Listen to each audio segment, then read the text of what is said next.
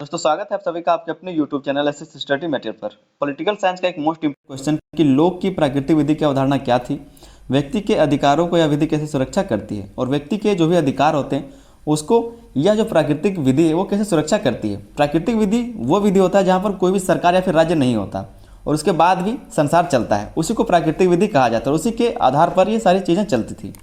तो वो क्या थी जो जॉन लॉक के द्वारा बताया गया था प्राकृतिक विधि की अवधारणा, वो क्या थी और ये किस प्रकार से व्यक्ति के अधिकारों का सुरक्षा करता था। ठीक है, इसी चीज़ को आज हम लोग डिटेल में समझेंगे। चैनल पर अगर आप लोग नए तो आप लोग चैनल को सब्सक्राइब कर लीजिए। वीडियो पसंद आता है तो वीडियो पर लाइक करें, अपने दोस्तों में इसको शेयर भी कीजिए। समझते हैं इस क्वेश्चन के आंसर को, एक बार इसके परिचय को हम लोग देख लेते हैं। कहा जा रहा है कि जॉन लॉक आधुनिक उदारवादी राजनीतिक विचारधारा के प्रमुख विचारक माने जाते हैं। उन्होंने राज्य शासन और व्यक्ति के अधिकारों को समझने के लिए प्राकृतिक विधि की अवधारणा प्रस्तुत की है और जॉन लॉक के द्वारा राज्य को, शासन को और व्यक्ति के अधिकारों को समझने के लिए प्राकृतिक विधि की अवधारणा प्रस्तुत की गई है। आगे इसमें कहा जा रहा है कि लॉक का मानना था कि राज्य से पहले मनुष्य कुछ नियमों और अधिकारों के अधीन रहता है। लॉक का ऐसा मानना है कि जब राज्य नहीं था, जब सरकार नहीं था, तब भी मनुष्य कुछ नियमों और अधिकारों के अधीन ही रहते थे। ठीक है, जिन्हें ईश्वर और प्रकृति ने दिया है और जिनको ईश्वर या फिर प्रकृति के द्वारा दिया गया है। यह प्राकृतिक विधि व्यक्ति के अधिकारों की रक्षा का आधार बनती है और ये जो प्राकृतिक विधि है वही व्यक्ति के अधिकारों का रक्षा का आधार बनता है। ठीक है, एक हमने इसके परिचय को जान लिया। आगे हम लोग देखते हैं लोक की प्राकृतिक विधि की अवधारणा की।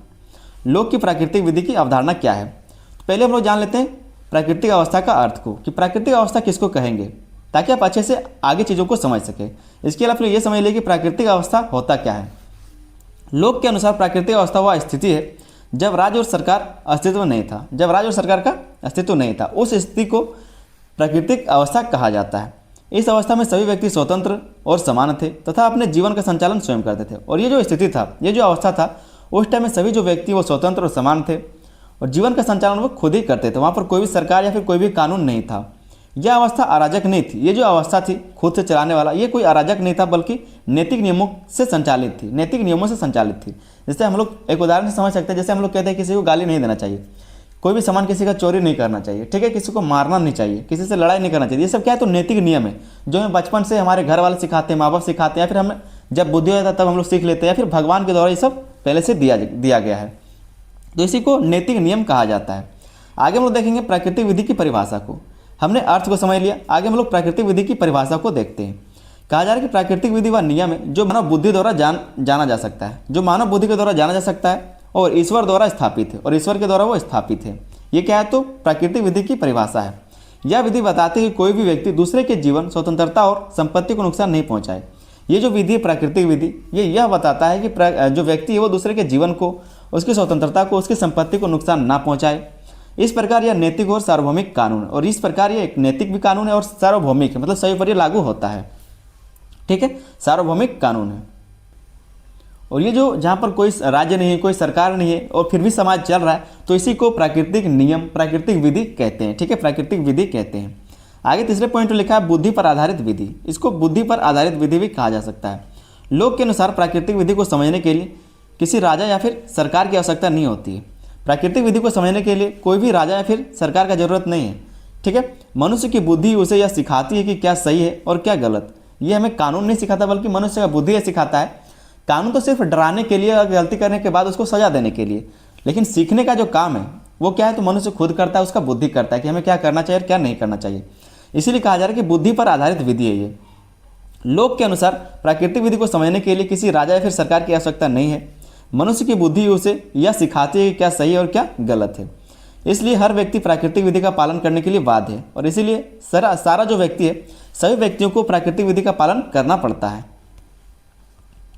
चौथा जो पॉइंट इसमें लिखा है, इसकी जो अवधारणा है प्राकृतिक विधि की, वो है समानता और स्वतंत्रता का सिद्धांत। समानता और स्वतंत्रता का सिद्धांत। प्राकृतिक विधि के अनुसार सभी मनुष्य जन्म से समान और स्वतंत्र हैं।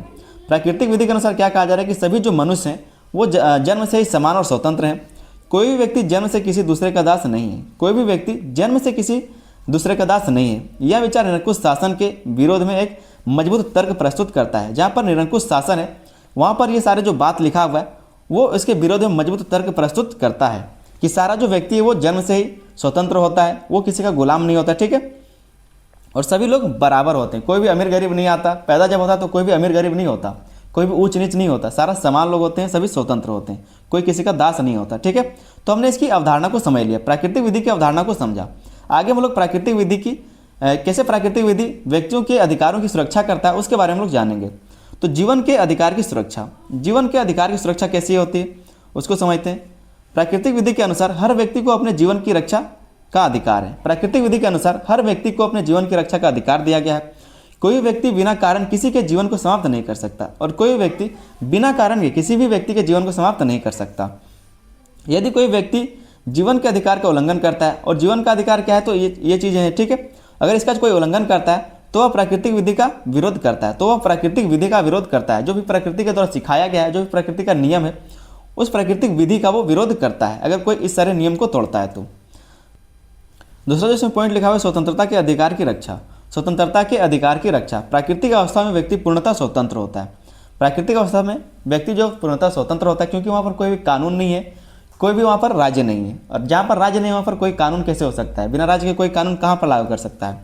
प्राकृतिक विधि सुनिश्चित करते हैं कोई भी व्यक्ति किसी दूसरे को गुलाम ना बनाए। प्राकृतिक विधि ये बताता है, सुनिश्चित करता है कि कोई भी व्यक्ति दूसरे को गुलाम ना बनाए। ये सिर्फ एक सोच है। ठीक है, ऐसा नहीं है कि यहाँ पर इस तरह की बात कहीं पर लागू होता है। इस तरह का बात क्या है कि एक सिर्फ विचारधारा है, इस तरह की सिर्फ एक सोच है, ऐसा कहीं पर होता नहीं है। राज्य की स्थापना का उद्देश्य भी इसी स्वतंत्रता की रक्षा करना है। राज्य की स्थापना का उद्देश्य भी इसी स्वतंत्रता की रक्षा करना है। ठीक है, राज्य अगर हो जाएगा तो वो भी इसी उद्देश्यों की स्वतंत्रता का रक्षा करेगा। तीसरा पॉइंट जो लिखा है, संपत्ति के अधिकार की सुरक्षा। संपत्ति के अधिकार की सुरक्षा। लोक के अनुसार संपत्ति का अधिकार प्राकृतिक अधिकार है, मतलब संपत्ति को आप अर्जित कर सकते हैं, रख सकते हैं। जब व्यक्ति अपनी मेहनत को प्रकृति की वस्तुओं से जोड़ता है तो वह उसकी संपत्ति बन जाती है। जब व्यक्ति अपनी मेहनत को प्रकृति की वस्तुओं से जोड़ता है, मतलब पैसे कमाता है, या फिर उस टाइम पैसा अगर कोई महत्व नहीं तो फसल उगा लिया, ठीक है, या लकड़ी इकट्ठा कर लिया, फिर कोई भी तरह की वस्तुओं को वो जोड़ता है तो वह उसकी संपत्ति बन जाती है। प्राकृतिक विधि किसी को दूसरे की संपत्ति छीनने की अनुमति नहीं देती। जो प्राकृतिक विधि है ये यह कहता है कि कोई भी किसी की दूसरे की संपत्ति ना छीने। ठीक है, उसकी अनुमति ये नहीं देता। आगे हम लोग देख लेते हैं चौथा पॉइंट, दंड का अधिकार। न्याय और दंड का अधिकार। प्राकृतिक अवस्था में प्रत्येक व्यक्ति को यह अधिकार होता है कि वह प्राकृतिक विधि का उल्लंघन करने वाले को दंड दे। जो ही प्राकृतिक विधि का उल्लंघन करता है उसको वो दंड दे। इसका उद्देश्य बदला लेना नहीं बल्कि भविष्य में अपराध को रोकना होता है। प्राकृतिक विधि में यही कहा जा रहा है, जिस तरह से राज्य में होता है कि कोई भी अगर कोई गलती करता है, नियम को तोड़ता है तो उसको दंड दिया जाता है, लेकिन प्राकृतिक विधि में भी सेम यही बात है कि कोई भी प्राकृतिक विधि को अगर तोड़ता है तो यह उसको अधिकार देता है, ये विधि जो है वो उसको अधिकार देता है कि उसको दंड दिया जाए, ताकि आने वाला जो टाइम है भविष्य में कोई भी इस तरह का अपराध ना करे। यही अधिकार आगे चलकर राज्य को सौंप दिया जाता है, और यही जो अधिकार है आगे चल करके राज्य को सौंप दिया जाता है। ठीक है, पांचवा पॉइंट में लिखा है सहमति आधारित राज्य की स्थापना। सहमति आधारित राज्य की स्थापना। अगर राज्य की स्थापना होती है तो उसमें सभी की सहमति होनी चाहिए। प्राकृतिक विधि व्यक्ति के अधिकारों की रक्षा करती है, लेकिन व्यवहारिक कठिनाइयां भी होती है। प्राकृतिक विधि क्या है, तो व्यक्ति के अधिकारों की रक्षा तो करती है, लेकिन व्यवहारिक कठिनाइयां भी होती है। इसी कारण लोग आपसी सहमति से राज्य की स्थापना करते हैं, और इसी के कारण लोग आपसी सहमति से राज्य की स्थापना करते हैं। राज्य का मुख्य उद्देश्य व्यक्ति के प्राकृतिक अधिकारों की रक्षा करना होता है। आपसी सहमति से लोग ये कहते हैं कि एक राज्य होना चाहिए जहाँ पर कुछ नियम होने चाहिए, ताकि सारे नियम का लोग पालन करें और किसी का भी कोई तरह से हनन ना हो सके। ठीक है, यही कहा जा रहा है सहमति आधारित राज्य की स्थापना। छठा जो पॉइंट इसमें लिखा है वो है सीमित सरकार की अवधारणा।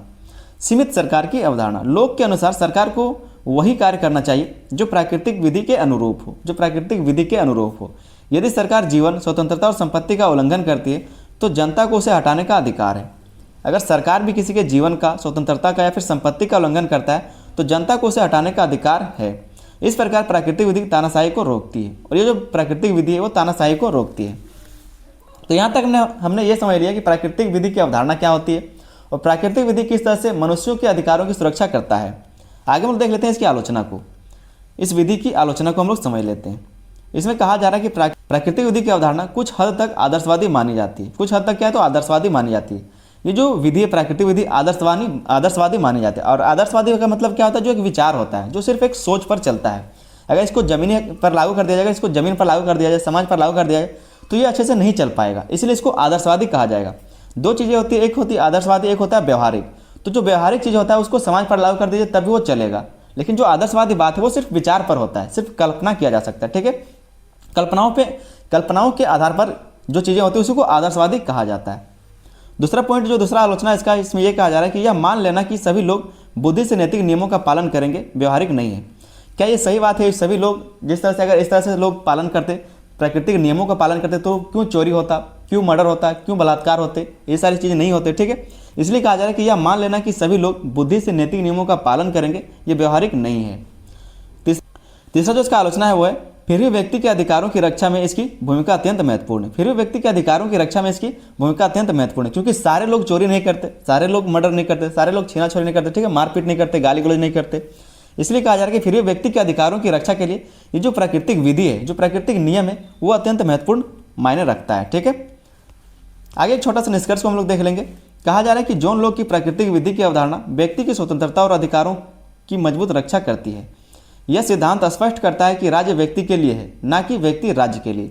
ये जो सिद्धांत है प्राकृतिक विधि का सिद्धांत या फिर प्राकृतिक नियम का सिद्धांत, ये कहता है कि राज्य व्यक्ति के लिए, ना कि व्यक्ति राज्य के लिए। आधुनिक लोकतंत्र, मानवाधिकार और संवैधानिक शासन की नींव लोक के इसी विचार पर निहित है। लोक का जो ये विचार है प्राकृतिक नियम, इसी पर यह निहित बनाया गया। आज का जो शासन है, संवैधानिक शासन या फिर लोकतंत्र है।